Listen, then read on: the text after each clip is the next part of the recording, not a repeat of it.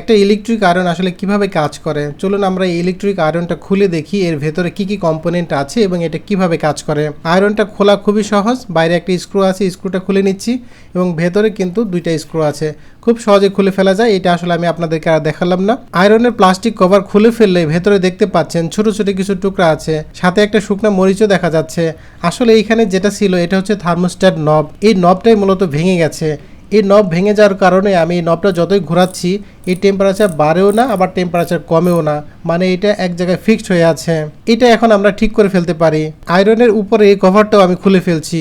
এখন যেটা দেখতে পাচ্ছেন এটা হচ্ছে আয়রনের মেইন প্লেট। আয়রনের মূল মেকানিজমটা কিন্তু এই অংশের সাথে জড়িত আছে, অর্থাৎ এই অংশটা হচ্ছে আয়রনের মূল মেকানিজম। এখানে যে প্লেটটা দেখতে পাচ্ছেন এই প্লেটের ভেতর দিয়ে কিন্তু নাইক্রোম ওয়্যার থাকে। নাইক্রোম ওয়্যার হচ্ছে হিটিং এলিমেন্টের যে ওয়্যার বা তার, এটার ভেতর দিয়ে কিন্তু বিদ্যুৎ প্রবাহিত হয়। বিদ্যুৎ প্রবাহিত হলে এটা কিন্তু গরম হয়, গরম হলে এই সম্পূর্ণ প্লেটটা কিন্তু গরম হয়ে যায়। এভাবে এই আয়রনটা কাজ করে।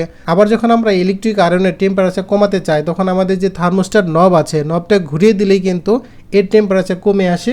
নাইক্রোম ওয়্যারের ভেতর দিয়ে তখন কম পরিমাণে বিদ্যুৎ প্রবাহিত হয়, কম বাধা পায়, যার কারণে তখন টেম্পারেচার কমে আসে। শুধু ইলেকট্রিক আয়রন না, এ ধরনের আরও অনেক কম্পোনেন্ট আছে যেটার ভেতরে কিন্তু নাইক্রোম ওয়্যার ব্যবহার করা হয়। যেমন রাইস কুকারের ভেতরে কিন্তু একই ধরনের কম্পোনেন্ট ব্যবহার করা হয়। ভেতরে নাইক্রোম ওয়্যার থাকে, এক ধরনের তার থাকে যেটা রেজিস্টিভিটি অনেক বেশি, মানে এটার ভেতর দিয়ে যখন বিদ্যুৎ প্রবাহিত হয় তখন বাধা পায়, প্রচুর বাধা পায়।